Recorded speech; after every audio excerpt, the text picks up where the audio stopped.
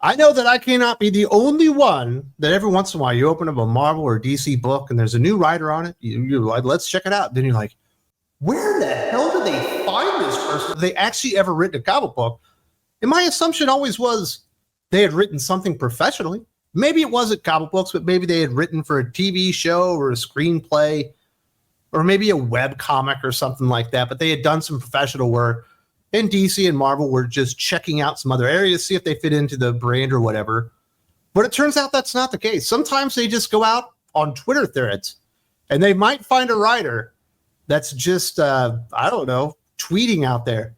And it's the most insane story I've ever heard about somebody's beginning, like, I guess, origin story in comic books. And when you read it, you're like, there is no way in the history of the world that DC or Marvel Comics would have ever hired this person, because they legitimately were never, ever qualified for the job. They made funny threads on social media, and somehow that has become enough to get your foot in the door at DC and Marvel Comics. I'm talking about Stephanie Williams. There's a big spotlight expose on her journey into comic books on Polygon. And I can't cover the entire thing because it is an enormous article for somebody that's never achieved anything in comic books. It's absolutely quite insane if you think about it. But when she goes down her origin story, now I understand why Nubia, Queen of the Amazons, is one of the worst comic books I've ever read in my life. This person legitimately was never qualified for the job. They hired her anyway. This shit is insane. That's the only way to describe this story. And somehow it's been spotlighted and I fucking loved it. Definitely gives me a new outlook and understanding on what Marvel and DC are not looking for. Professional writers. 5 years ago, while killing time at home, Stephanie Williams turned a funny story inspired by her son's passion for his dinosaur chicken restaurant into a Twitter thread. She posted photos of Rocket Raccoon action figures sitting on the lid of a set of blocks to land a punchline about just how unhappy she was with the service, which took almost an hour. She peppered in photos and reaction gifs from reality TV series. The thread immediately blew up, but one reply stood out. Why wasn't she plugging this energy directly into actual comics? It wasn't just comic fans who noticed Williams' tweets. There was a whole Twitter thread where Jean told Storm to fade so she could use her PTO, recalls artist O'Neill Jones, who would go on to be one of Williams's earliest comic book collaborators. I wanted that in comic form so bad. Why? Why would that want to be in comic books? This seems like something that would be more akin to Robot Chicken. And we've seen what happens when you bring in Robot Chicken, punchline writers with, people playing with toys that you liked the day. And it can be funny at times. Whenever you bring those writers into comic books, it never works. Because they're not actually writers. They don't write stories. They write jokes. And certainly there are comic strips which have jokes and are certainly just punchlines or whatever. But that doesn't really work in comic books. And I don't, you hear that story and you're like, what actual Batman fan or Wonder Woman fan or Spider-Man fan or Avengers fan was like, we need this in actual comic books? I don't believe there was a single one out there, other than apparently O'Neill Jones, who thought it was so funny it needed to be in comic books and drive people away in droves. Not because there's some humor. I think humor works. It was bad humor without any purpose or story. But that's not the end of this. It actually continues. Williams's introduction to comics came extremely offline at a Dollar Tree in her hometown of Chicago. She found a collection of Hagar the Horrible, which opened her young mind to the joy of cartooning. Soon she was voraciously reading Calvin and Hobbes' Family Circle and Kathy, making sure she was the first to get the Sunday funnies each week. That's when I realized this was something I was really interested in, she says. Archie, discovered by Williams in the grocery store line, was another pivotal milestone on the journey toward becoming a superhero fan.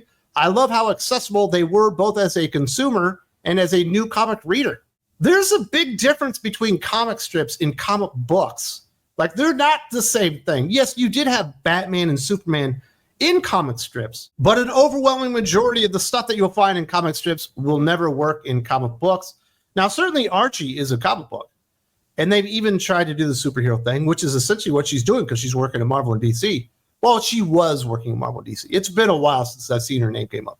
I'm sure when we get to like the next Pride special, she'll come back or whatever like that. But she's not writing anything like ongoing or anything anymore. But if you go and read her Nubia, like Queen of the Amazons, or whatever that book was, she also co-wrote something else that had something to do with War of the Amazons. Where that event that Vida Ayala was doing. Like, it's just people standing around and talking about how they feel about each other and interpersonal relationships and stuff like that. And there's no action. There's no like pace to the story. It's just them sitting around, you know, eating food and stuff like that. And then you realize she learned all that she ever learned from comic books from Archie, Calvin, and Hobbes in Hagar the Horrible. And you're like, now I get it. She never wanted to write superhero comic books. She was never interested in superheroes.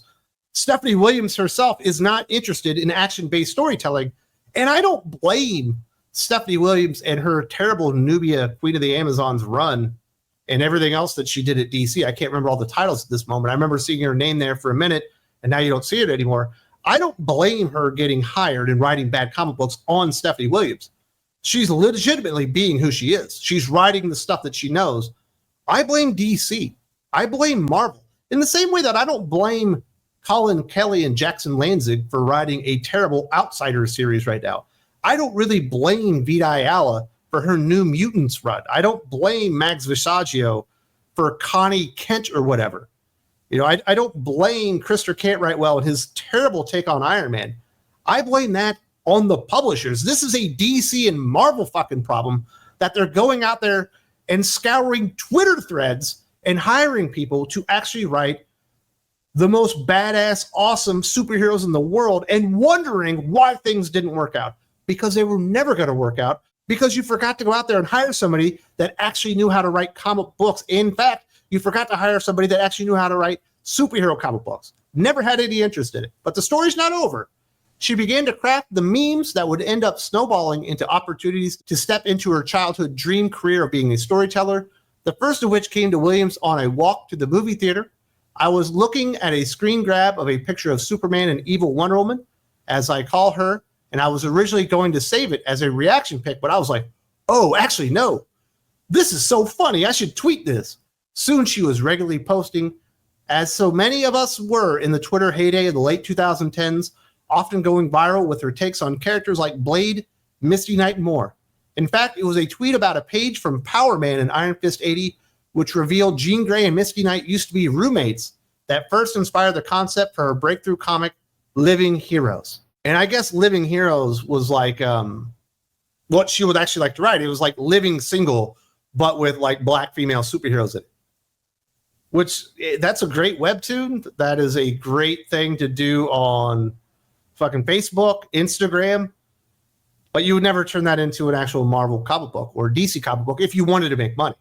Like, that's a personal hobby. That's not a vocation. That's not a profession if you actually want to write superheroes. Because the most interesting thing about Jean Grey and Misty Knight is certainly not that they were roommates, and maybe they had an argument over who ate whose bread, or where's my salad? Why are your panties hanging up in the living room? And they got blood stains on them. Come on. Nobody cares about that. The fact that they're roommates, fine. That's information. They obviously have a greater understanding of each other. There will be more interpersonal dynamics at play. But Jean Grey is awesome because she's an awesome hero. Misty Knight is awesome because she's an awesome hero, but she's not interested in all that stuff. And she was out there like meme lording over Marvel and DC characters, having fun. And I don't think there's anything wrong with that. There's a level of enjoyment that I can get from a robot chicken. Or somebody going out there, I watch a channel with my 3-year-old that's got like action figures from Jurassic Park. And they do stuff you would never see in Jurassic Park. You know what I wouldn't do if I was the producer of Jurassic Park? Hire the guy that's making Camp Skyheart. Because it has nothing to do with the concept of what we're actually to do. They're just having fun with the toys. And there's a big difference between having fun with the toys and doing stuff that goes viral on social media and actually writing good, compelling superhero comic books. And the fact that Marvel and DC's standards in their editorial offices have sunk to such a degree that they can't even understand that. Yet as consumers, we can see it clear as day, is the reason that we get so much shit. Like the books that Stephanie Williams was producing. And it's not her fault. I'm telling you right now, that is not her fault. She's doing exactly what she's always done. It's Marvel DC's fault. After losing it over Williams' X-Men tweets, O'Neil Jones connected with the writer during the semi-annual Drawing While Black event on Twitter. The two hit it off and soon collaborated on But What If, Though, a webcomic that reimagined popular superheroes through Williams' specific black, queer, and hilarious lens. What happened next was that those hallowed doors to the House of Ideas and distinguished competition opened. Williams felt more than ready to tell her own superhero stories at Marvel and DC. Deep down, she knew that she was absolutely supposed to be there because storytelling doesn't belong to the few, it belongs to the masses. Well, that's the way to put it. If you look at the sales of Nubia, Queen of the Amazons, I believe it actually debuted outside the top 200. It certainly wasn't being consumed by the masses because it was a bad book with a writer that nobody knew who they were. And if you did know who they were, you're like, oh, that's the one that did Living Heroes or But What If, Though, which are basically parodies of the actual superheroes themselves and never really took them seriously. And that's kind of where we are. And how does that open the door to actually getting hired for a full-time gig? That should open the door for a backup story in an anthology to see if you got what it takes. Okay, you have some general knowledge of the hero. Can you actually write a comic book that fits into, the format that we have, stays within the constraints of our continuity and the characters and all that stuff, and really engages the audience and makes people notice you? Never had to do that. Just jumped right to the front of the line without ever proving herself and fell right on her face and is basically completely nondescript.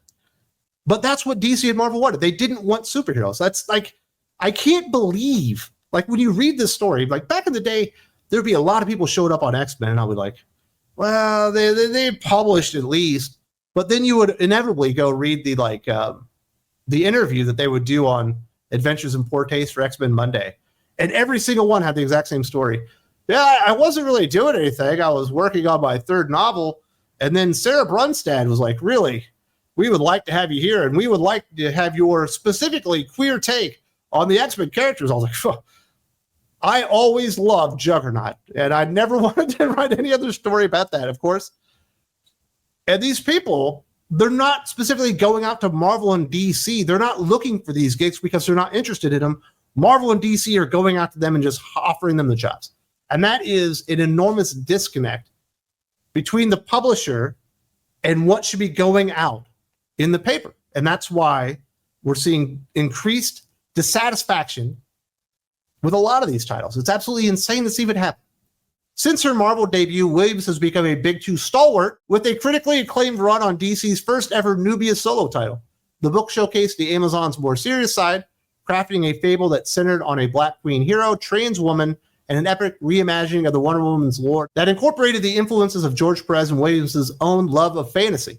Now, stalwart at Marvel and DC is the sell of the century. Stalwart. You don't see her at Marvel DC and talking about how she had the first ever Nubia solo title. 4 fucking issues. Okay. Let's not oversell this. It's ridiculous that she ever got hired to begin with because she was never really qualified for the job and had no interest in it. But she's not a stalwart. She's a failure. She's an enormous indication of what's wrong, a symptom of an epidemic that is destroying comic books from the inside. Not because Stephanie Williams is a bad person, not because she's Black or she's queer, because Marvel and DC are going out of their way to hire people that don't know how to write comic books, that have no interest in superheroes. She has interest in being queer. She has interest in being Black, and that's all fine and stuff. But you might want to know the characters. You might actually want to be able to write a comic book story. You might be interested in the hero's journey. You might want to be interested in superheroes first. And then you throw that other stuff in as accoutrements on top of that. And hopefully you find your audience and have that distinct style that's all your own. There's nothing distinct about Stephanie Williams. She's Vita Ayala. She's Danny Lore. She's Steve Fox. She's every run-of-the-mill, completely unqualified writer that's been brought in to provide a queer perspective on superheroes over the last 10 years. It's the same stuff over and over again. It's fucking Charlie Gene Anders all over again. It's fucking Jadzia Axelrod over and over again. And you get fed up with it. And when you hear stories like this, the overwhelming amount of unprofessionalism, not by Stephanie Williams, because I say do your hustle, but by DC and Marvel themselves and their editorial staffs, that you don't have to be qualified to write a superhero story, that you don't even have to like the characters. You don't have to have any interest in it. And they will hire you anyway because you check some boxes and you bring a perspective that they think is just sorely needed for their audience, even though their audience has told them every step of the way that is not the case. Really does signify that comic books can't get better until they take themselves and their fans and their customers fucking seriously, because right now they absolutely don't. That was the most ridiculous origin story for a big two writer I've ever heard in my life. The fact that Marvel and DC have both published their work at this point is absolutely ridiculous. And that's why we are where we are today. Did want to share that one with you. Absolute insanity going on right now. If you would like to support me in what I'm doing here on Think Critical YouTube, we do have lots of podcasts and those things available over on the Patreon. There's a link in the video description. You can have some honesty, some real conversations about this stuff, because everybody else in the world would like to silence these types of conversations because there's just a little bit too much honesty going on.